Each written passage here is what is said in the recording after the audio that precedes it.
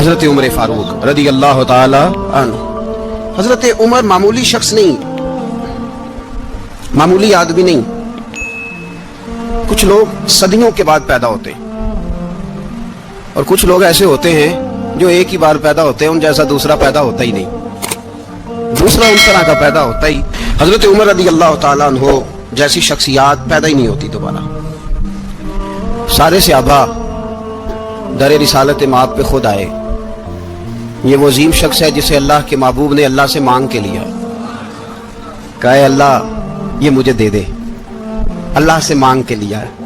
اس لیے صوفیاء کہتے ہیں کچھ مرید ہوتے ہیں کچھ مراد ہوتے ہیں، کچھ مرید ہوتے ہیں کچھ مراد ہوتے ہیں۔ مرید وہ ہوتا ہے جو چل کے آتا ہے، آ کے مرید ہوتا ہے۔ مراد وہ ہوتا ہے جسے کہا جاتا ہے کہ یہ کبھی میرا بن جائے نا، یہ کبھی آ جائے نا، میرا بن جائے، اس کو مراد کہتے ہیں۔ حضرت عمر مصطفیٰ کریم کی مراد ہیں، حضور کی مراد ہے۔ اللہم اعز الاسلام بے اسلام عمر ابن خطاب، اے اللہ اسلام کو عزت دے دے، میرے عمر کو کلمہ پڑھنے کی توفیق عطا فرما دے۔ اور کیسے دعا مانگی؟ او یار حضرت عمر کی تو اس فضیلت کا کوئی جواب نہیں دے سکتا، میرے رسول پاک علیہ السلام سب کے لیے دعا مانگتے ہیں نا، حضور کی دعا عام ہے، لیکن مصطفیٰ کریم نے کعبے کا غلاف تھام لیا اور غلاف کعبہ کو حضور نے سینے سے لپٹایا اور سینے سے چمٹا کے کہا اللہ میں نے تو کبھی سوال ہی زیادہ نہیں کیے، میں کرنے آیا ہوں، مجھے عمر دے دے، عمر دے دے۔ حضور نے مانگ کے لیا۔ اور پھر جب جس کو حضور مانگے اللہ سے کہ حضرت عمر رضی اللہ تعالیٰ عنہ کا آج یوم شہادت ہے، میرا تو دل کرتا تھا کہ فجر سے باتیں شروع ہوں اور سارا دن ہی عمر کی باتیں ہوتی رہیں، سارا دن جناب عمر کی باتیں، سارا دن، اس لیے کہ ذکر جناب عمر کا ہوگا پر راضی اللہ کے رسول ہوں گے صلی اللہ ہو، تو جاگ کے بیٹھے، خوش ہو کے بیٹھے۔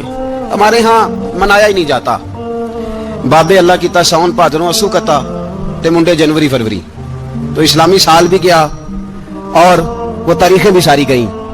یکم محرم امت مسلمہ کے لیے بہت بڑا دن ہے، بہت بڑا دن، یہ شہادت ہے حضرت عمر فاروق کی رضی اللہ تعالی عنہ۔ یہاں چھوٹی چھوٹی باتوں پہ گورنمنٹ چھٹی کرتی پھرتی ہے، چھوٹی چھوٹی باتوں، الیکشن ہو گیا تو چھٹی، فلاں جگہ پہ تھوڑا سا کسی نے خبر دے دی کہ کوئی پریشانی ہے تو چھٹی، فلاں جگہ یہ ہو گیا تو چھٹی، یہاں تک کہ فلاں وزیر صاحب فلاں علاقے میں آئیں گے تو سارے علاقے کو چھٹی۔ اور اب تو اس سے بڑا حال ہونے لگا ہے، اگر جن لوگوں کی سندھ میں حکومت ہے ان کے لیڈر کا دن آیا تو اس دن چھٹی، اور جن کی پنجاب میں حکومت ہے ان کا دن آیا تو چھٹی۔ ہمارا مطالبہ ہے حکومت پاکستان سے، اگر سر اٹھا کے جینا چاہتے ہو تو یکم محرم کو چھٹی کیا کرو، اگر سر اٹھا کے جینا چاہتے ہو تو یکم محرم کو چھٹی کرو جناب عمر کے دن، اور ملت کے جوانوں کو بتاؤ کہ اگر عزت کی زندگی جینا چاہتے ہو تو اس طرح جیو جس طرح فاروق اعظم جی کے گئے، عزت اور وقار کی زندگی۔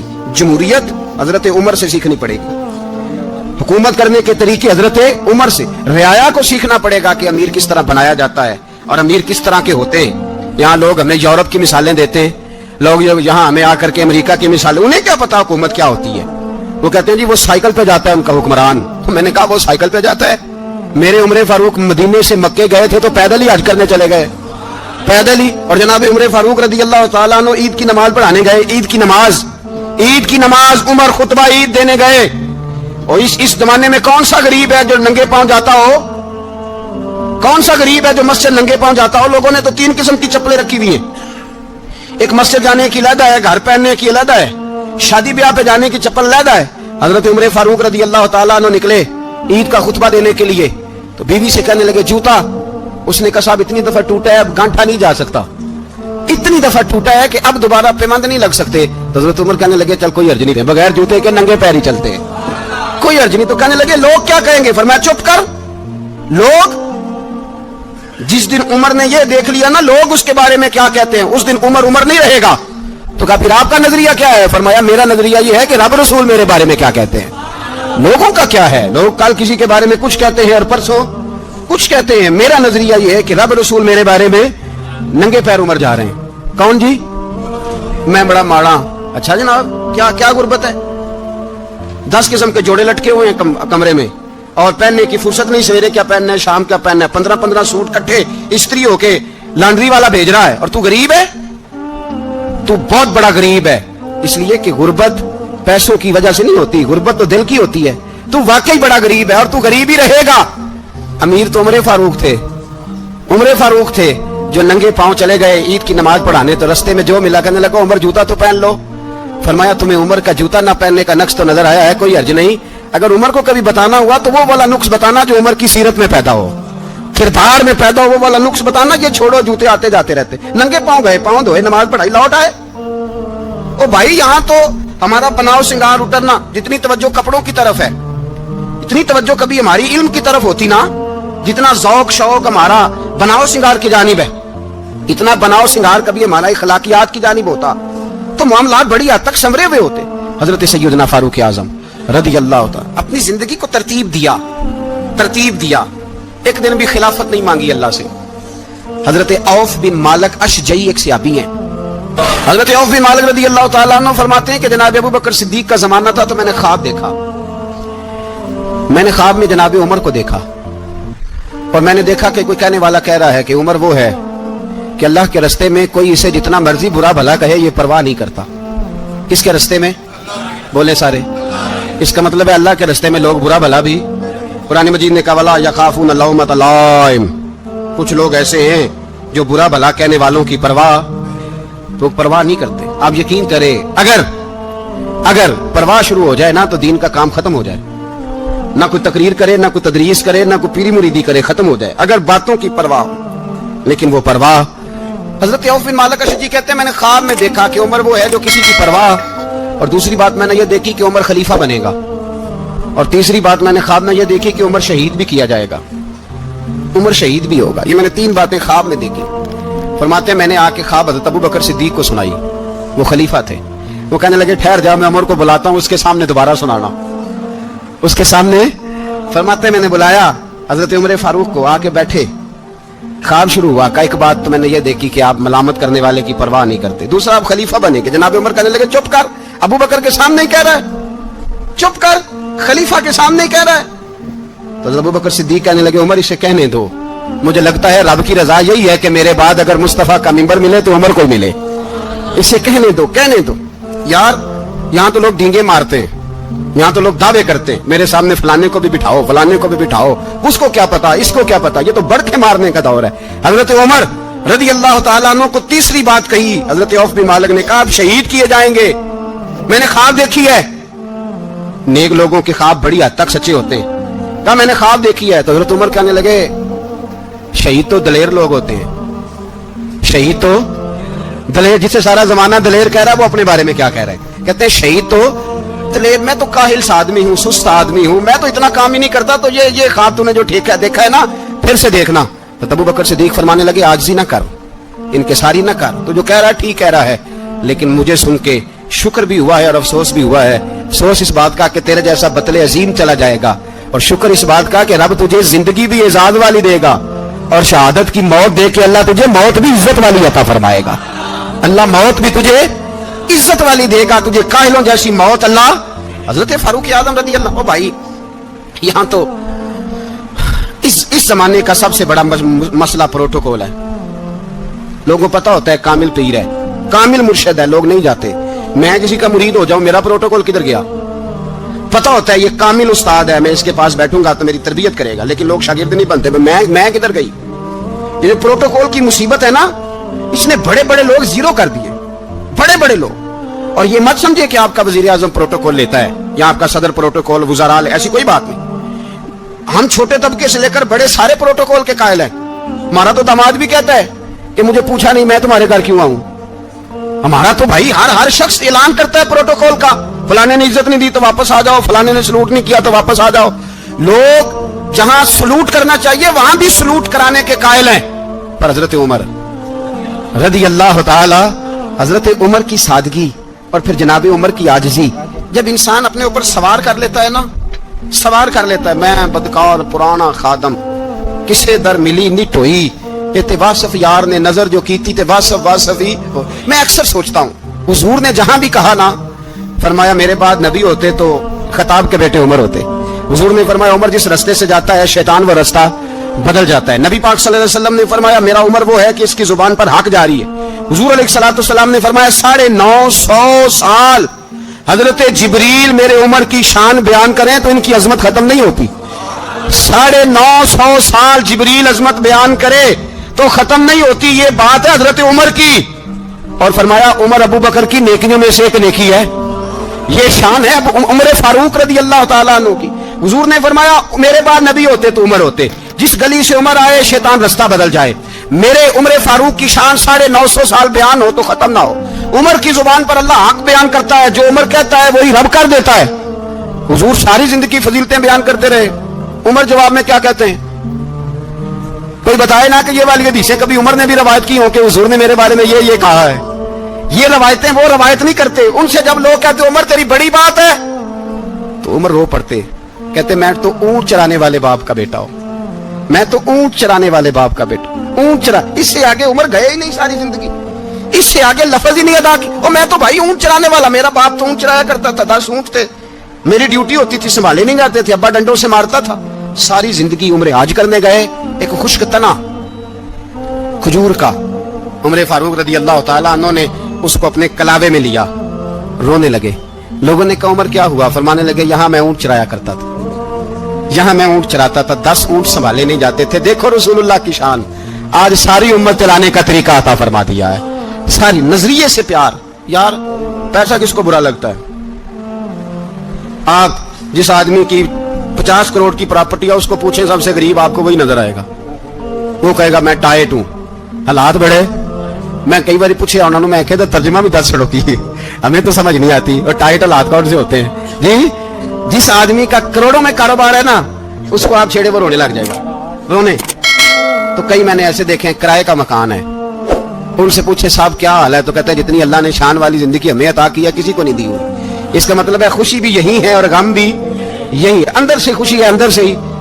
تو نے اگر راضی رہنا ہے تو ادھر سے رہنا ہے, ناراض رہنا ہے تو بس اپنے آپ کو خوش رکھے گا تو ہو جائے گا. سارے صحابہ مل کے آئے, کہنے لگے عمر فاروق سے کہنا ہے نبی پاک کے زمانے میں تو ظاہراً غربت تھی, ابو بکر کے دور میں بھی غربت تھی, اب تو بڑا محال ہے. عمر سے سفارش کرو کہ عمر نیا کرتا پہنا کرے. ملکوں کے سفیر آتے, عمر وہی پھٹی پرانی چادر اوڑھ کے اور وہی کئی جگہ پہ پیبند لگے سوٹ پہن کے سفیروں کے سامنے بیٹھ جاتا ہے. عمر کو مشورہ دو, طے ہو گئی بات. سب نے جب مشورہ دے لیا تو سارے کہنے لگے یہ بتاؤ شیر کی مونچھ کو ہاتھ کون لگائے گا؟ کہنا کس نے ہے, بندہ بھی تو ڈھونڈو نا.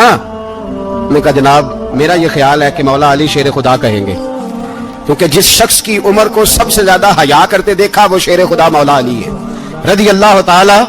علی کہیں گے, اس لیے کہ جناب علی تو کئی دفعہ جب گفتگو کرتے تھے تو حضرت عمر چپ کر جاتے تھے اور فرماتے تھے علی نہ ہوتا تو میں ہلاک ہو جاتا. تو کہا علی سے کہو. جناب علی شیر خدا کو بلایا, کس کام کے لیے؟ نہیں, اللہ اکبر. یہ ذرا آپ نے اس دور پہ اس بات کو ذرا لگا, جناب ان سے کہیں کہ زیادہ نہیں, ایک کرتا نیا پہن لے. سفیر آتے ہیں, وزیر آتے ہیں, تو ایک کرتا نیا پہن لے. حضرت علی کو بلایا, فرمانے لگے کوئی اور بات ہوتی تو میں کہہ دیتا, یہ والی میں نہیں کہہ سکتا. کوئی اور ہوتی تو میں عمر کو کئی دفعہ کہہ دیتا ہوں, جلال میں بھی تو سن, یہ والی میں نہیں کہہ سکتا. میں تمہیں ایک مشورہ دیتا ہوں. کہ وہ کیا؟ کہنے لگے سیدہ عائشہ صدیقہ سے کہو, وہ مومنوں کی ماں ہے, عمر ٹالے گا نہیں. اماں جی سے جا کے کہا اماں جی نیا کرتا عمر سے کہیں پہن لیں, وزیر آتے ہیں, بڑے بڑے لوگ, تو چلو کوئی حرج نہیں. اماں جی نے کہا اچھا کوئی بات نہیں, میں بلا لیتی ہوں. جناب عائشہ نے پیغام بھیجا. جب خادم نے کہا نا مصطفیٰ کے گھر سے پیغام آیا ہے, تو 20 لوگ بیٹھے تھے. عمر کانپتے ہوئے اٹھے, کانپتے دوڑے. حضرت عائشہ پردے میں تھی تو فرماتی ہیں عمر اتحیات کی حالت میں بیٹھ گئے. کہا اماں جی دیر تو نہیں ہو گئی مجھے آنے میں؟ کہا نہیں, ٹائم پہ آ گئے ہو. کس لیے بلایا تھا؟ کہا عمر دیکھو غربت کے معاملات اور ہوتے ہیں, جب اللہ آسانی دے تو کوئی چیز استعمال کرنا حرام نہیں ہوتی, اگر حرام ہے تو بتاؤ. کہا نہیں اماں جی حلال ہی ہے. تو فرمایا پھر اتنے سفیر آتے ہیں, مشیر آتے ہیں, اب تو مال غنیمت بڑا آتا ہے, ڈھیر لگ جاتے ہیں مسجد میں, تو چل ایک نیا کرتا تم بھی پہن لیا کرو. اور آپ نیا کرتا پہنو گے تو دھاک بیٹھے گی غیروں پر. تو صحابہ کا مشورہ ہے کہ آپ نیا لباس پہنے. اماں جی کہتی ہے میں نے حکم دیا تو عمر چپ کر گئے, گردن جھک گئی. تھوڑی دیر کے بعد سیدنا عمر فاروق نے سر اٹھایا تو داڑھی پہ آنسو گر رہے تھے, رو پڑے. کہنے لگے پاک محبوب کی پاک بیوی, جیسے حکم کرتی ہوں میں حاضر ہوں, پر مجھے وہ والا لباس پہنانا جو میرے مصطفیٰ نے پسند فرمایا ہے. اگر یہ رنگ رسول پاک کا ہے تو میں حاضر ہوں, اور اگر نبی پاک کا نہیں تو پھر جیسے آپ حکم کریں. جناب عائشہ کہتے ہیں عمر روئے تو میں زیادہ روئی, میرا پلو بھیگ گیا آنسوؤں سے. میں نے کہا عمر آپ جائیے, उमर यूं निकले तो जो सहाबा खड़े थे वो कोने में थे, सारे आ गए। कहा अम्मा जी क्या बनाओ? फरमाया भाई तुम सब जो बातें कहते हो वो अपनी जगह ठीक है, पर उमर जो बात करता है वो सबसे ज्यादा ठीक है। उमर जिस पहलू पर बात करता है वो, यार ऐसी आजिज़ी, ऐसा रंग, ऐसा अंदाज, ऐसा तर्ज हयात, ऐसी जिंदगी। औलाद के मामले में लोग बुज़दिल हो जाते हैं, बुज़दिल। पर हजरत उमर का बेटा मिस्र गया, वहां से कमाई करके लाया, तिजारत करने गया, लाखों का माल। कौन सा बाप है दुनिया में जिसका बेटा बाहर से पैसे लेके आए तो अब्बा तफसील पूछे कि बेटा कहां से कमाए, कहां से लाया, कितने मिले, क्यों आए? कौन सा बाप तफसील पूछता है? अब्बा तो कहता ला सही, और तारीफें करता है, मेरा बेटा बड़ी कमाई करता है। कभी पूछा है उससे कि ड्यूटी सही देता है कि नहीं? कभी पूछा है कि तू ईमानदारी की रोजी लाता है कि हराम की कमाता है? ये बाप की जिम्मेदारी है, ये अम्मा की जिम्मेदारी है। फिर कहता है बीमारी कैसे आ गई, परेशानी कैसे आ गई? तूने कभी सवाल किया अपनी औलाद से? हजरत उमर फारूक रज़ी अल्लाह तआला अन्हु का बेटा मिस्र से पैसे कमा के लाया तो जनाब उमर ने बुलाया, फरमाया बेटे इतनी तो तेरे पास रास ही नहीं थी, थोड़े से तो तू पैसे लेके गया था, इतनी कमाई कैसे हो गई? इतने तो पैसे नहीं थे साहब, कहां से कमाई लाए? उसने कहा अब्बा जी वो जो मेरे चचा है ना मिस्र के गवर्नर, आपके दोस्त, उन्होंने मेरी मदद की है। फरमाया जितने लोग गए थे सबकी की है मदद उसने? कहा नहीं सिर्फ मेरी की। फरमाया तेरी क्यों की? तेरी क्यों की? कहा हुजूर आपके दोस्त हैं। फरमाया चुप कर, हुजूर उन्होंने मुझे इतने पैसे दिए, मैंने कारोबार में डाले तो नफा आया तो मैं उनकी रकम दे के। फरमाया खामोश हो जा, बाकी जितने लोग गए थे सबकी मदद की उसने? कहा नहीं हुजूर सिर्फ मेरी की। फरमाया उसने तेरी मदद नहीं की, उसने खलीफा के बेटे की मदद की, इसलिए कि वो खलीफा को अपने हक में नरम कर सके। फरमाया आधा माल तेरा है, आधा माल गनीमत का है, माल खजाना का है, मुसलमानों का है, इसलिए कि तू जो वहां से माल कमा के लाया है वो अपने बाप के खलीफा होने की वजह से कमा के लाया है, लिहाजा रख इधर। यहां कहते हैं किधर से आया, कैसे आया, कौन सा हिसाब दे, क्या करें? ओ भाई हजरत उमर रज़ी अल्लाह तआला अन्हु का अपनी औलाद के बारे में ये रंग है। एक जंग से ना खुशबू आई, खुशबू बड़ी महंगी होती थी, अरब में खुशबू आज भी बड़ी महंगी है, वो ज्यादा इस्तेमाल करते हैं। मेरी बातों की समझ आ रही है मेरे भाई? बड़ी महंगी खुशबू थी। जब वो खुशबू आई तो हजरत उमर ने कहा, घर में पहले पहुंची हजरत उमर के, चूंकि ज्यादा औरतें इस्तेमाल करती थी घर के अंदर खुशबू, मर्द भी लगाते थे। हजरत उमर ने अपनी बीवी से कहा, आपकी जौजा जो थी वो बड़ी खुशबू को पसंद करती थी। हजरत उमर ने अपनी जौजा से कहा कि खुशबू लाओ, मैंने एक औरत की ड्यूटी लगाई है, वो खुशबू तोल तोल के ना तो भाई हिस्सा बराबर सहाबा में बांट देगी। तो आपकी जौजा कहने लगी किसी बीबी की ड्यूटी लगाने की क्या जरूरत थी, मैं जो मौजूद थी मैं बांट देती हूँ तोल के भाई हिस्सा बराबर। आपने फरमाया नहीं तू रहने दे, तो फलानी बीबी बांटेगी। हुजूर मैंने भी बांटनी है, मेरे पे कुछ शक है? आपने फरमाया नहीं तू तफसील ना पूछ, तू खुशबू दे दे, कोई और बांटेगी। खातूने खाना पीना? कहने लगी नहीं मुझे भी आज आपको बताना ही पड़ेगा कि कोई जो बांट सकती है तो मैं क्यों नहीं बांट सकती? जौजा कहती उमर ने बात की तो मेरी चीखें निकल गई। हजरत उमर फरमाने लगे जब तू खुशबू बांटेगी ना तेरे हाथों को भी लगेगी, तेरे दुपट्टों को भी लग जाएगी। अगर रब करीम ने मुझसे सवाल पूछा कि उमर खुशबू तो मुसलमानों की थी, तेरी बीवी के दुपट्टे को क्यों लग गई, तो मैं अल्लाह के हुजूर क्या जवाब दूंगा? अगर अल्लाह ने यह सवाल किया कि तेरी बीवी ने क्यों लगाई, वो तो हिस्सा था मुसलमानों का, तो तूने तेरी बीवी ने क्यों लगाई? तो फरमाया मैं नहीं चाहता कि अल्लाह के हुजूर मुझे और तुझे बाज़पुरस हो, लिहाजा किसी और को बांटने दे। जौजा रोई और तड़प के कहने लगी उमर मुझे लगता है सुबह कयामत भी तेरी बीवी होने की वजह से अल्लाह मुझे जन्नत अता फरमा देगा, तेरी जौजा होने की बरकत से। भाई ये मेयार रखा, खुदा की कसम ऐसा शख्स तारीख में दोबारा नहीं आया। इतना बड़ा आदमी, इतना बड़ा शख्स, इतना बड़ा आदमी, और फिर रंग ये है कि उमर 22 लाख मुरब्बा मील का हुक्मरान, 22 लाख, और खजूर के दरख्त के नीचे मट्टी का ढेला लेके सो गए हैं, परवाह कोई नहीं, कोई मसला ही नहीं। 2 गुलाम साथ बैठे तो एक रोटी हजरत उमर ने घर से मंगवाई, थोड़ा सा सिरका, तो गुलाम कहने लगे हमने भी खानी है। फरमाया कोई अर्ज नहीं, रोटी को पेट भर के खाना जरूरी तो नहीं, 3 हिस्सों में बांट लेते। एक आदमी आया हुआ था मिस्र का रहने वाला मिलने के लिए, उसने पूछा उमर किधर है, तो कहा वो उधर जाओ मस्जिद में बैठे होंगे, और वापस आया तो कहने लगा वहां तो 3 गुलाम बैठे हैं, एक रोटी बांट बांट के खा रहे हैं, लगता है कई दिनों से रोटी नहीं मिली। कहा 3 गुलाम तो कोई नहीं, वहां 2 ही थे, तीसरे तो अमीरुल मोमिनीन थे। उसने कहा नहीं नहीं 3 गुलाम है, कपड़े भी एक तरह के पहने हुए, बल्कि 2 के तो फिर सही है, तीसरे के तो ज्यादा माड़े हैं। कपड़े भी एक तरह के, खाना पीना भी एक तरह का, और उनका नशिस्त बर्खास्त भी एक तरह की है, लिहाजा कोई फर्क नहीं। हजरत अबू हुरैरा कहते हैं मैं लेके आया, और जनाब उमर को जब मैंने कच्ची जमीन में तामत समेट बैठे देखा तो मैं रो पड़ा। मैंने उस मिस्र से आने वाले को कहा तू इसके जलवे देख, अगर इसकी जात में इतना हुस्न है तो मोहम्मद अरबी का मकाम क्या होगा? ये मकाम गौर है, मकाम गौर। 10 मुहर्रम को लोग देगे पकाएंगे ना, नहीं पकानी है, कोई बोल दे नहीं, हाँ ना नहीं कर दे, प्रोग्राम बदलिया तो नहीं जी ऐतकी कि वही काम शुरू होया लास्ट टाइट होने वाला, क्यों जी? पकड़ी है ना, देखें 10 मुहर्रम को इंशाल्लाह ताला, हम भी पकाएंगे इंशाल्लाह, यहाँ भी प्रोग्राम होगा। तो 10 मुहर्रम को जो देग पकड़ी है तो ऐसा नहीं हो सकता कि यकम मुहर्रम को हजरत उमर के नाम की भी कोई पक जाए। अगर इमाम हसन हुसैन के नाम की देगे पके तो जो इमाम हसन हुसैन के से प्यार करने वाले हैं, जो इमाम हसन हुसैन से, हम लोगों ने भी अजीब रट्टा अपनाया है ना, हम लोग बात का एक पहलू देखते हैं, दूसरा नहीं देखते। हजरत इमाम हसन और हुसैन को भी नबी पाक ने शहीद कहा और जनाब उमर को भी रसूलुल्लाह ने खुद शहीद फरमाया, फरमाया शहीद है, खुद फरमाया अपनी जुबान से कि ये शहीद है, खुद मेरा उमर शहीद है। तो उनके नाम की देग नहीं पकनी चाहिए, उस तरफ नहीं हमारी तवज्जो होनी चाहिए। और अहले बैत नबी, ये बात मैं पहले भी करता हूं, आज फिर करना जरूरी समझता हूं। अहले बैत का प्यार, सुन लो कान खोल के, अहले बैत का प्यार अगर हमें किसी ने सिखाया है तो सैयदना उमर फारूक ने सिखाया है। अहले बैत नबुव्वत की मोहब्बत अगर किसी ने सिखाई है तो किसने सिखाई है? बोल के बताइए, हजरत उमर ने। अहले बैत का प्यार हमें हजरत उमर ने बोल करके सिखाया है। भाई याद रखें, किसी की ताकत नहीं थी दम मारने की, हजरत उमर के सामने ताकत ही नहीं थी। कैसरो किसरा कांप जाते थे, जुर्रत ही नहीं करते थे हजरत। और हमारे तो तल्लकात बड़े हैं ना गैरों से। हजरत अबू मूसा अशअरी रज़ी अल्लाह ताला अन्हु फरमाते हैं, मेरा मुंशी ईसाई था, वो कातिब कहते थे वो लोग, मेरा हिसाब किताब ईसाई था। तो फरमाते हैं एक दिन मैंने वो सारा हिसाब किताब लेन देन के हजरत उमर को दिखाया तो फरमाने लगे जिसने लिखे हैं उसको बुलाओ। कहने लगे जरूर मस्जिद नहीं आ सकता। तो क्यों नहीं आ सकता? कहने लगे वो ईसाई है। कहते हैं हजरत उमर जलाल में आ गए। आप फरमाने लगे जिन्हें रब दूर करता है तुम क्यों करीब करते हो? जिन्हें अल्लाह दूर करता है। फरमाया तुम गैरों को अगर ओहदे दोगे तो अपनों का क्या बनेगा? अगर तुम गैरों को ओहदे दोगे तो अपनों का, ये सोच है जो आज बर्मा के मुसलमानों के लिए भी जरूरी है। कहा अगर तुम गैरों को ओहदे दोगे तो अपनों का। हमने गैरों को ओहदे दिए तो देखा ना अपने किस तरह काटे जा रहे हैं। गैरों को जो ओहदे दे दिए जराने सारे गैरों से, रोज दावा होता है चीन हमारा सज्जन है, चीन हमारा दोस्त है। ओ भाई दोस्त है तो उससे कहो ना कि बर्मा तो तुम्हारी एक छोटी सी रियासत है, चीन के बगैर तो वो सांस भी नहीं ले सकता। उसको कहो ना उस हुकूमत पे दबाव डाले। लेकिन हम लोगों ने गैरों को दे दिए तो अपने पिस गए। हजरत उमर कहते थे जिम्मी का हम अदब करेंगे, जिम्मी काफर का हम, ऐसा काफर जो मुसलमान रियासत को कबूल करे, बदअमनी ना फैलाए। एक आदमी को आपने देखा आंखों से नाबीना है और भीख मांग रहा है, तो हजरत उमर को नजर आ गया। फरमाया कौन हो? उसने कहा मैं यहूदी हूं।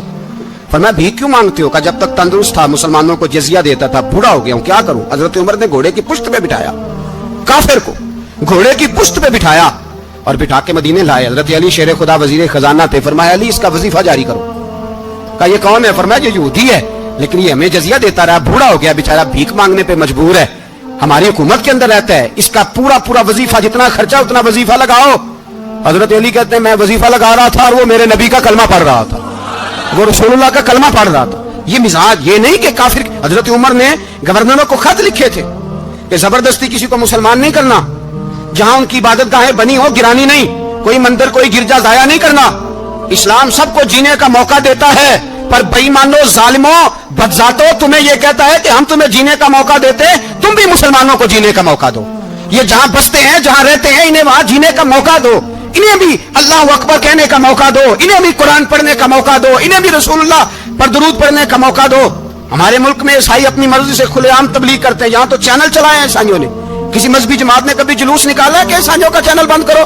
बोले निकला है कि नहीं निकला? कितने जुल्म की बात है।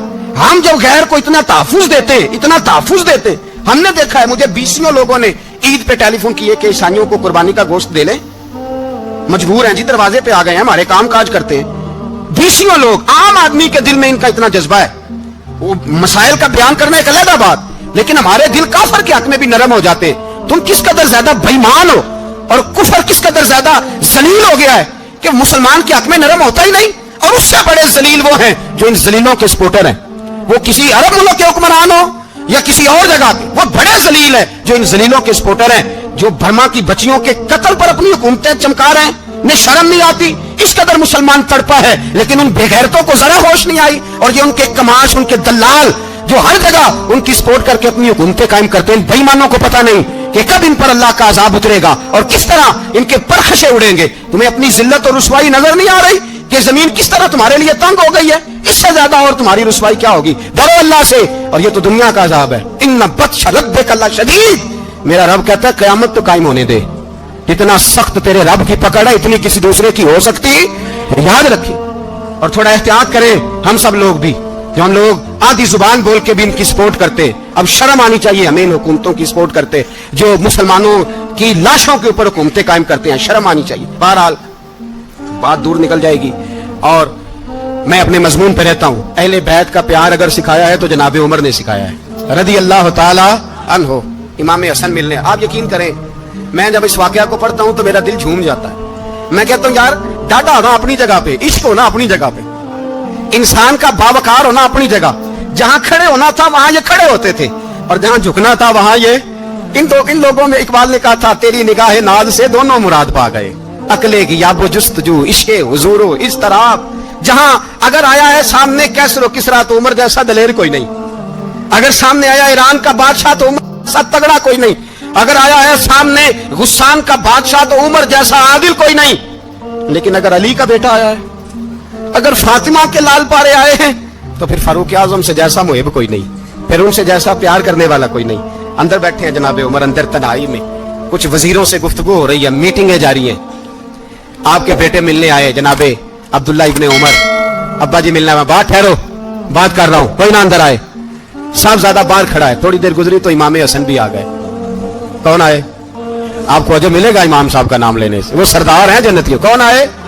سارے بولیے امام حسن، تیری نسل پاک میں ہے بچہ بچہ نور کا، تو ہے نے نور تیرا سب گھرانہ۔ امام حسن آئے تو حضرت عبداللہ ابن عمر کو دروازے پہ کھڑے دیکھا، کہا امیر المومنین کہاں ہیں؟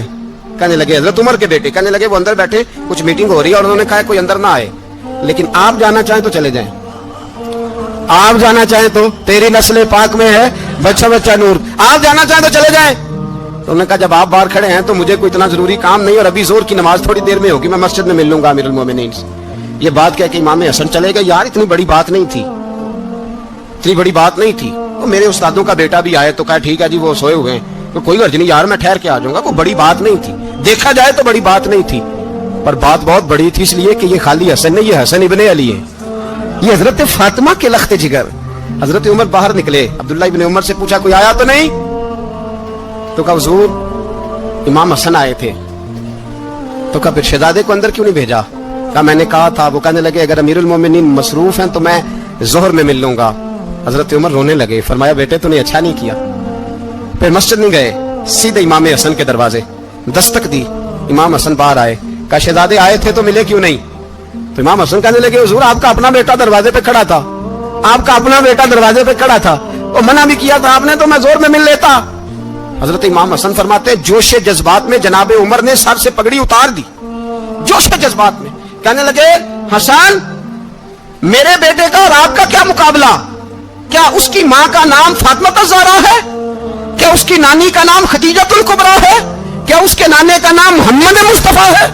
آپ کا اور اس کا کیا مقابلہ؟ پھر رو پڑے اور کہنے لگے بیٹے میں مکے کے صحراؤں میں اونٹ چرایا کرتا تھا، یہ جو میرے سر پر عزت کے بال ہیں یہ تیرے نانے کے اگائے ہوئے ہیں، میں مکے کے خبردار شہزادے خبردار۔ او بھائی اہل بیت نبوت کے ادب کا رنگ اگر سکھایا ہے تو سیدنا عمر نے سکھایا ہے۔ حضرت عمر فاروق اتھارٹی ہے، اسلام کی اتھارٹی۔ یکم محرم حضرت عمر کی شہادت ہے، یہودی بول اٹھا، کافر بول اٹھا، اگر 6 مہینے عمر دنیا میں اور رہتے تو دنیا میں کوئی کافر موجود نہ ہوتا، 6 مہینے۔ اور جب اس بطل جلیل کا جنازہ اٹھا، اللہ بخاری پڑھیے نا، اللہ مرزقنا شہادت فی سبیلک، اللہ بسترے کی موت نہ دینا، شہادت کی دینا۔ عمر شہید ہوئے، مسجد نبی میں نماز پڑھاتے، اور جب جنازہ اٹھا تو مدینے کا پھر پیچھے جو دلیر بچے وہ مولا علی تھے، مولا علی۔ جناب عمر کا جنازہ اٹھا تو سب سے پہلی ہائے جو نکلی وہ حضرت علی کی زبان سے نکلی، اور حضرت ساری داڑھی آنسوؤں سے بھر گئی۔ لوگوں نے کہا کہ علی کیا ہوا؟ فرمانے لگے تم دیکھ نہیں رہے جنازہ کس کا اٹھا ہے، پلٹ کے دیکھو تو صحیح، پتہ نہیں یہ کون گیا ہے۔ کہ حضور کیا ہوا؟